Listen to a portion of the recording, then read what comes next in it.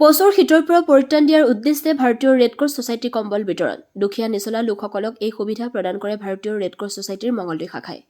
শুকুৰবাৰে ভাৰতীয় red cross ছ'চাইটিৰ মঙলদৈ শাখাৰ উদ্যোগত ভাৰতীয় ৰেড ক্ৰছ ছ'চাইটিৰ মঙলদৈ শাখাৰ অধ্যক্ষ হৰেণ কাকতি কোষাধ্যক্ষ জয়ন্ত শৰ্মা প্ৰমুখ্যে আজীৱন সভ্য উমেশ ডেকা অমৰজ্যোতি চান্দিল্যকে ধৰি বহুকেইগৰাকী লোকৰ উপস্থিতিত সমাজৰ দুখীয়া নিচলা লোকক শীতৰ পৰা হাত সাৰিবলৈ শতাধিক লোকক এই বিতৰণ কৰে কম্বল পৰৱৰ্তী সময়ত পুনৰ এনে লোকসকলৰ মাজত এনে কাৰ্যসূচী লোৱা হ'ব বুলি জানিবলৈ দিয়ে ভাৰতীয় ৰেড ক্ৰছ ছ'চাইটিৰ বিষয়াববীয়াসকলে মঙলদৈৰ পৰা মেইচাইল ইৰফানৰ প্ৰতিবেদন AIN লাইভ আজি আমি ভাৰতীয় ৰেড ক্ৰছ ছ'চাইটি দৰং জিলা সমিতিয়ে আমাৰ অধ্যক্ষ মাননীয়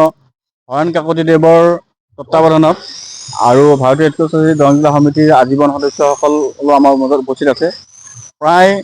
80 গৰাকী দুখীয়া দৰিদ্ৰ ব্যক্তিসকলৰ মাজত আমি ঠাণ্ডা শীতকালীনৰ কাৰণে ব্লেংকেট বিতৰণ কৰা হৈছে আমি এই ব্লেংকেটখিনি এক অতি দৰিদ্ৰ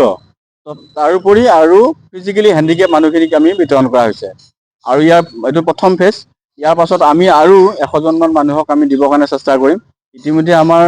হেৰি চলি আছে সাৰ্ভে প্ৰক্ৰিয়া চলি আছে সিলেকশ্যন প্ৰক্ৰিয়া চলি আছে মেম্বাৰসকলে সিলেকশ্যন কৰি আছে তাৰ মাজত আমি আৰু 100জনমান মানুহক আমি এই ব্লেংকেট বিতৰণ কৰা হ'ব আজি আমি 70জনক দিলোঁ এতিয়ালৈকে বিতৰণ কাৰ্যসূচীত আমাৰ অধ্যক্ষ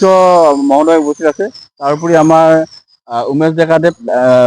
লাইফ মেম্বাৰ অমৰজিৎ চান্দিল্য আমাৰ গোটেইখিনি আমাৰ প্ৰায় ভলণ্টিয়াৰ প্ৰায় 10-12জন ভলণ্টিয়াৰ আমাৰ মাজত উপস্থিত আছে আমাৰ যিকোনো খবৰ আৰু বিজ্ঞাপনৰ বাবে যোগাযোগ কৰক 7896121996